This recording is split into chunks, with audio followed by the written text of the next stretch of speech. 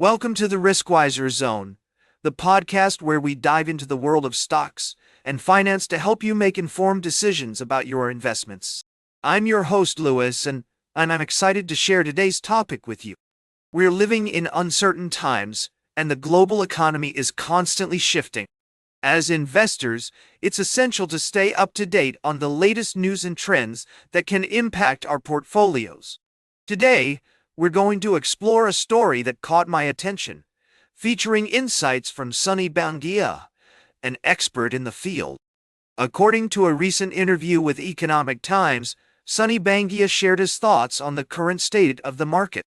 He believes that despite geopolitical concerns, crude oil prices are likely to remain benign in the medium term. This could have a positive impact on various sectors such as FMCG, airlines, and OMACs, which could expand their margins or push volume. Sunny also emphasized the importance of valuation comfort, highlighting sectors like banks, pharma, and metals, mining that are trading at reasonable valuation. However, he cautioned that comfortable valuations shouldn't be construed as a buy signal, as the street is focused on bottom-up growth stories and is willing to pay relatively better valuations for growth. When it comes to FIIs, Sunny thinks that India is likely to be one of the key beneficiaries of global liquidity, chasing growth assets like emerging markets equities. With FII shareholding at a decadal low in India, he believes that the domestic equity market has strong potential to attract FII flows. For young investors looking to allocate funds in the second half of 2025, Sunny recommends a preferred asset allocation of 20/80 debt to equity. He suggests that new equity market participants should start with flexi-cap mutual funds, while experienced investors can curate a well-diversified portfolio of 15 stocks across large, mid, and small cap segments. Finally, regarding the rate trajectory, Sunny expects a long pause in terms of rate cuts from the RBI, given their neutral stance. While the front-loaded 50 bps cut was a positive move, he believes it may not be enough to boost consumption significantly. That's all for now. These insights offer a glimpse into the complex world of finance and investing. As always, it's essential to do your own research, consider multiple perspectives, and consult with experts before making any investment decisions. We'll be right back with more from the world of stocks and finance on the Riskwiser Zone. Welcome back to the Riskwiser Zone. We're halfway through our show, and we've got some exciting stories to share with you. In this segment, we'll be diving into the world of finance and exploring some key developments that could impact your investments. First off, let's take a look at what's happening in the market. According to recent reports, the Nifty and Bank Nifty have started the week on a dull note, but the bias remains positive. In fact, experts are expecting the Nifty to head towards 25,800 and then 26,000 by mid-July. Similarly, the Bank Nifty is trading at all-time high levels, with a previous swing high of 57,200 being crossed. Now, let's talk about some specific sectors that are making waves in the market. The PSU bank sector is in action today, with the index up over 2.5%. This is significant because PSU banks have not participated in the recent rally until now.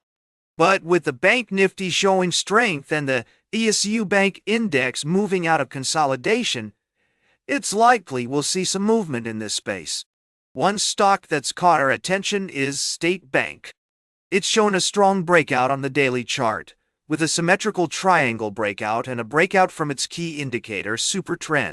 Experts are expecting a strong up move in State Bank, with a target of 855. Of course, it's always important to keep an eye on stop-loss levels, which in this case is 802. Another stock worth watching is Muthoot Finance. It's seen a sharp rally recently and has now resumed its up move after a period of consolidation. A flag pattern is visible on the daily chart, and experts are expecting the stock to reach 2,720. Again, it's crucial to keep an eye on stop-loss levels, which in this case is 2,565. As always, We want to remind our listeners that investing in the market involves risks, and it's essential to do your research and consult with a financial expert before making any decisions. That's all for now. We've got one more story lined up for you today, so stay tuned. Our next segment will explore another critical aspect of personal finance that could have significant implications for your future. Stay tuned for our final story of the day, right here on the Riskwiser Zone. Welcome back to the Riskwiser Zone. We've got one final story to wrap up today's show, and it's an exciting one from the world of biotech. Rakovina Therapeutics, a company focused on developing innovative cancer treatments, has just released its progress report for the first half of the year, and it's looking promising.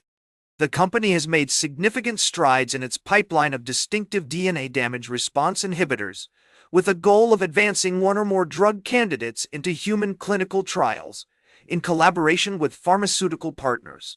Rakovina Therapeutics is leveraging its proprietary deep docking and Enki platforms, which utilize artificial intelligence to review and optimize drug candidates at a much greater pace than ever before. According to Jeffrey Bacha, executive chairman of Rakovina Therapeutics, the biopharmaceutical industry is rapidly evolving, with artificial intelligence playing an increasingly central role in drug discovery and development. Bacha believes that Rakovina offers a unique opportunity, with exclusive access to validated AI drug discovery platforms for DNA damage response targets, a proven leadership team, and a focused pipeline targeting high-value oncology indication. While the company's progress is certainly exciting, it's essential to remember that the biotech industry is inherently risky, and there are no guarantees of success. As with any investment, it's crucial to do your own research, consider multiple perspectives, and weigh the potential risks and rewards before making a decision. Rakovina Therapeutics has also announced its strategic priorities for the second half of the year, which include expanding global institutional investor and strategic partner engagement, securing non-dilutive funding, and accelerating the identification of best-in-class therapeutic candidates. As we close out today's show, it's essential to keep in mind that investing in biotech companies like Rakovina Therapeutics requires a long-term perspective and a willingness to tolerate uncertainty. While the potential rewards can be significant, the risks are also very real. That's all for today's Riskwiser Zone. Remember to like, share, and subscribe. And until next time, invest with caution.